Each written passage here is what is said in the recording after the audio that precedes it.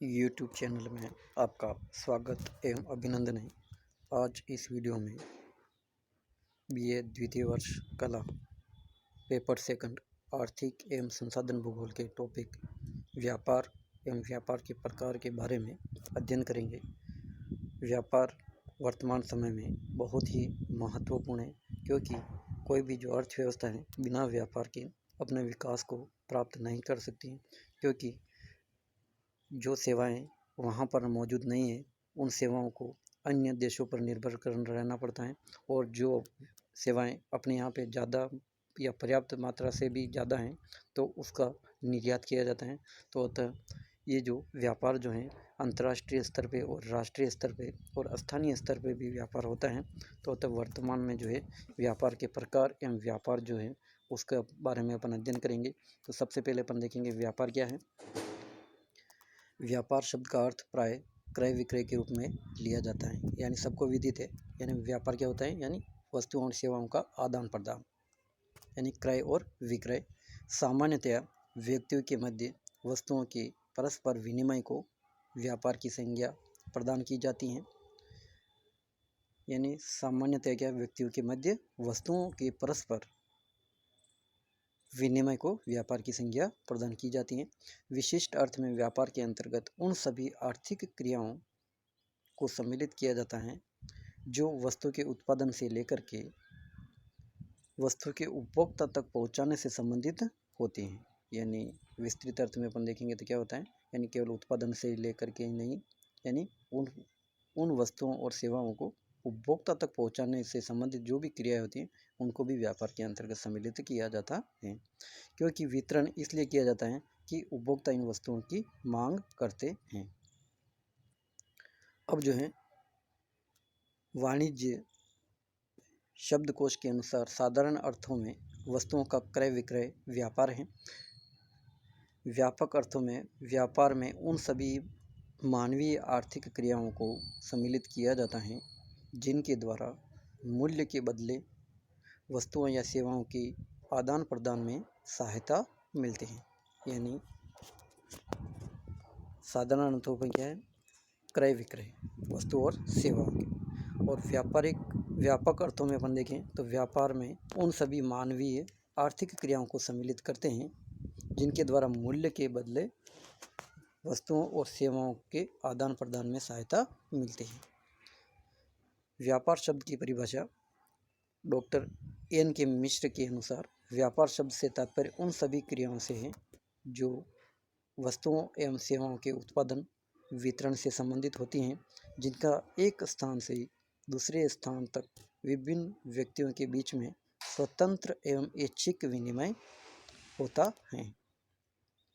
यानी जो विनिमय जो होता है वो स्वतंत्र भी हो सकता है और ऐच्छिक भी हो सकता है। अतः स्पष्ट है कि व्यापार का अभिप्राय वस्तुओं के क्रय विक्रय से लगाया जाता है। वस्तुओं का क्रय विक्रय लाभ कमाने के उद्देश्य से किया जाता है। जो व्यक्ति इन क्रियाओं को संपन्न करते हैं उन्हीं व्यापारी तथा उनकी क्रियाओं का व्यापार, और उनकी क्रियाओं को क्या कहते हैं अपन, क्रियाओं का व्यापार कहा जाता है। अब व्यापार के प्रकार की बात करें तो किसी भी देश के व्यापार को अध्ययन की सुविधा की दृष्टि से दो भागों में विभाजित किया जाता है। पहला है देशी व्यापार या आंतरिक व्यापार, और दूसरा है विदेशी व्यापार या अंतर्राष्ट्रीय व्यापार। अब देशी व्यापार के अंतर्गत जो है किसी देश की सीमा के भीतर, ये अपने को ध्यान रखना है, छोटे प्रश्नों में आ सकता है, ठीक है। राष्ट्रीय व्यापार भी कह सकते हैं इसको, ठीक है। देशी व्यापार को किसी देश की सीमा के भीतर, यानी जो भी होगा उस देश की सीमा के भीतर ही होता है।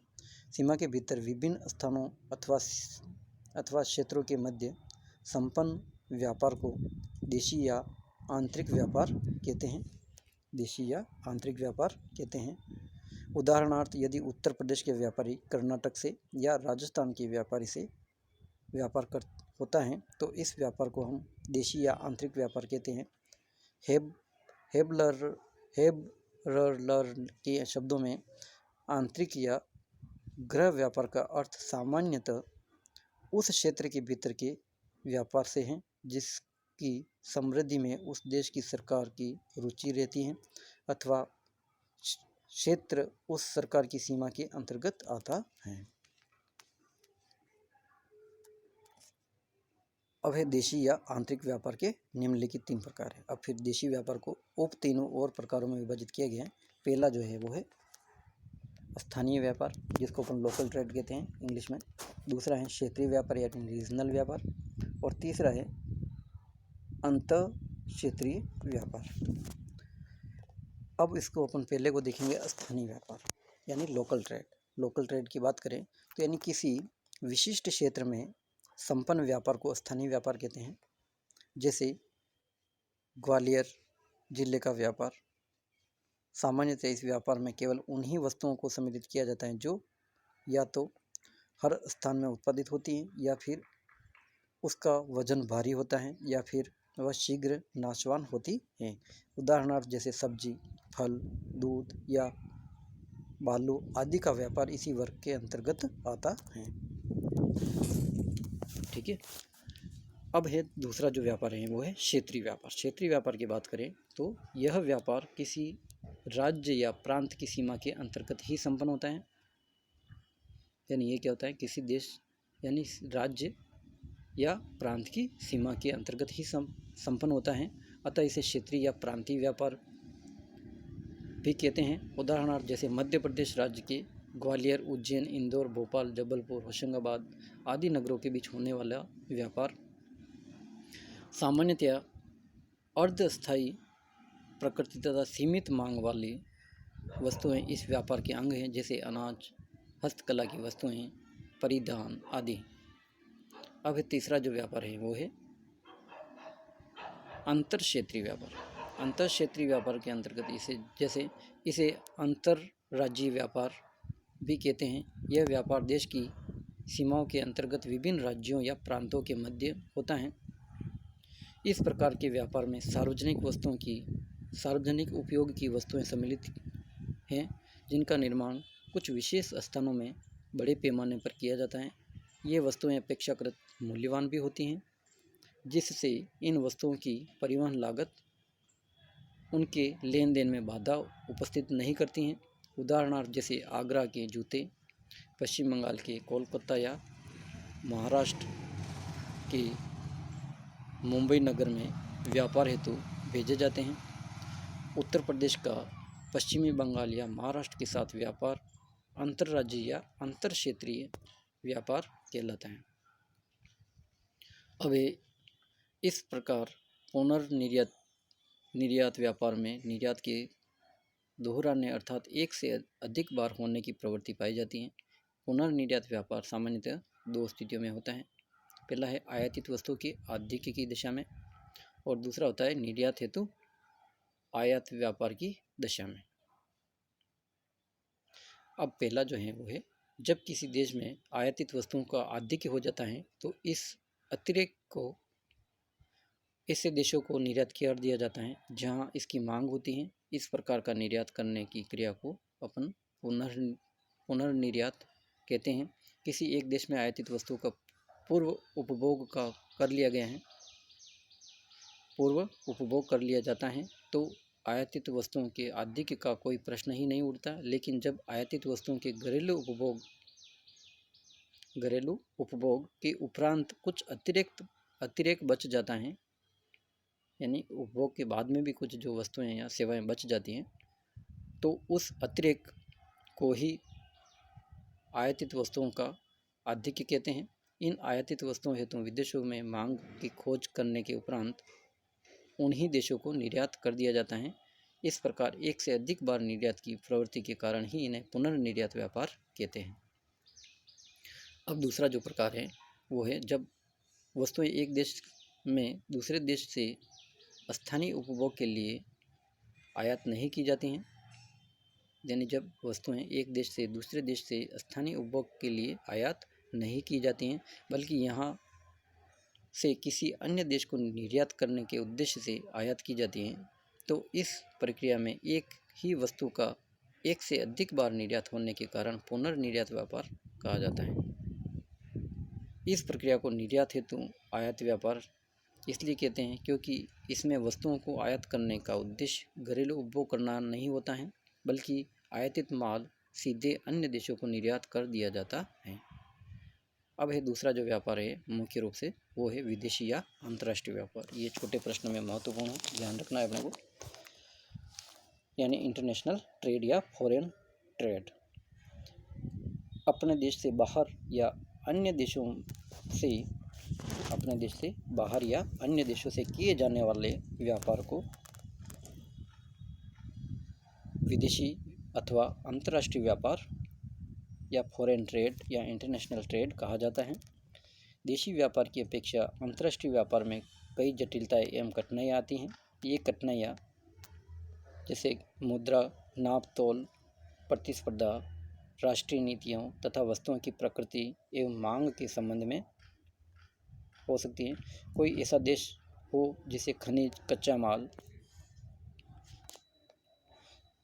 अथवा निर्माण उद्योग में एकाधिकार प्राप्त हो, जिससे उसे किसी अन्य देश से प्रतिस्पर्धा न करनी पड़े, और यदि यह एकाधिकार भी हो भी तो राज्य सरकार द्वारा निर्धारित नीतियाँ तट कर और निर्यात संबंधी नियंत्रण प्रक्रिया काफ़ी जटिल होती हैं।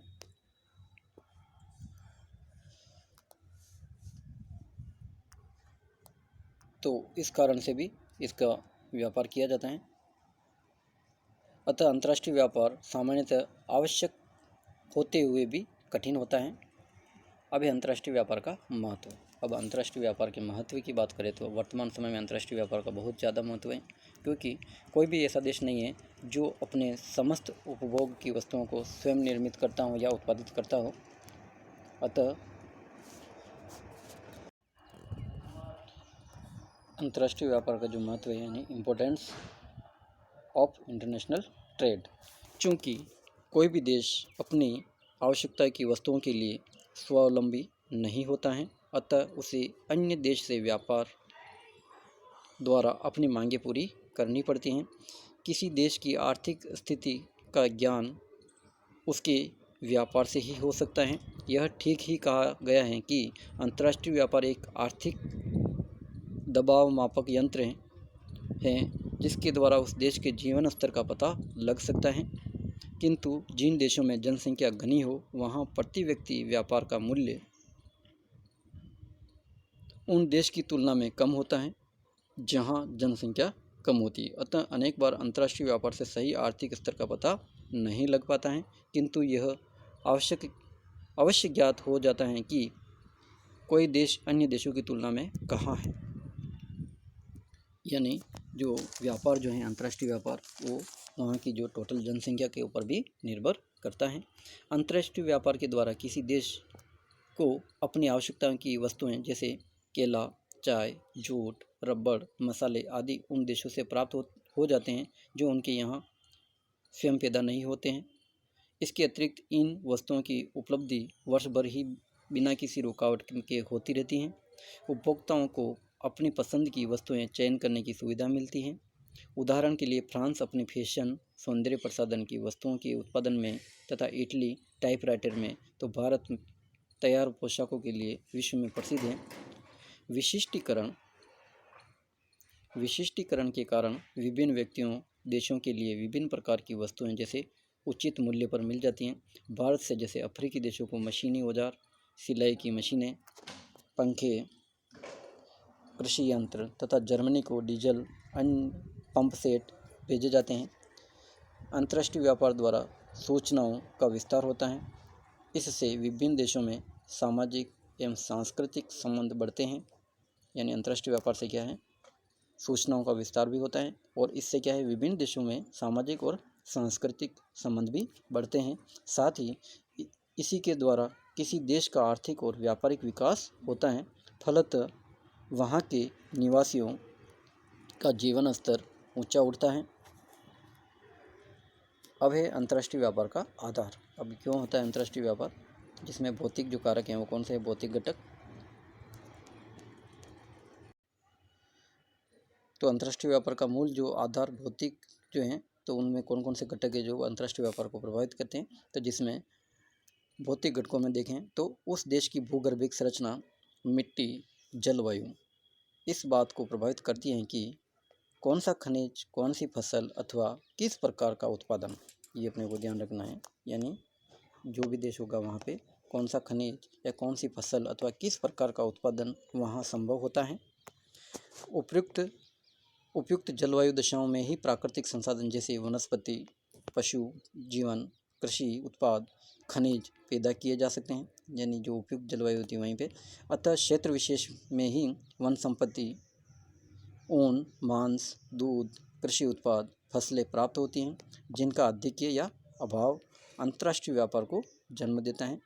जैसे चाय, जूट, कहवा, रबड़, गन्ना, चावल, कठोर लकड़ियाँ सभी उष्ण कटिबंध के उत्पाद हैं, जबकि गेहूँ, राई, जई, सेब, चुकंदर ये जो हैं जैसे अपने को ध्यान रखना है। यानी चाय, जूट, कपास, कहवा, रबड़ ये जो है, चावल, कठोर लकड़ियाँ ये क्या है, उष्णकटिबंध के उत्पादन है। तो जबकि गेहूँ, राई, सेब, सन, चुकंदर, रसदार फल विशेषतः ये शीतोष्ण कटिबंधों के फल हैं। यानी संबंधी को दिए देन है। शीतोष्ण कटिबंधीय घास के मैदानों से ही व्यावसायिक पशुपालन द्वारा मांस, चमड़ा, खाले, मक्खन, ऊन आदि प्राप्त किए जाते हैं। ये सब उन देशों को निर्यात किए जाते हैं जहाँ भौतिक दृष्टि से इनका उत्पादन संभव नहीं है या जहाँ इनके उत्पादन की लागत सामान्य से अधिक आती है। लागत ज़्यादा आती है तो वहाँ पे भी वो देश इनका उत्पादन नहीं करते हैं, और वो जहाँ से कम लागत में आसानी से प्राप्त हो जाते हैं वहाँ से ये आयात कर लेते हैं। जैसे कोयला, लोहा, अन्य खनिजों वाले क्षेत्र निर्माण संबंधी उद्योगों में उन्नत होते हैं, जबकि अन्य देश जैसे कृषि प्रधान होते हैं, ऐसे देशों के मध्य व्यापार पनपता है। ठीक है, अंतर्राष्ट्रीय व्यापार जो है। धन्यवाद। अपने को ये जो टॉपिक है अपने को अच्छे से देखना है, PDF आपको भेज दिया है, अतः आप अपने नोटबुक में ज़रूर इसको उतार लेंगे।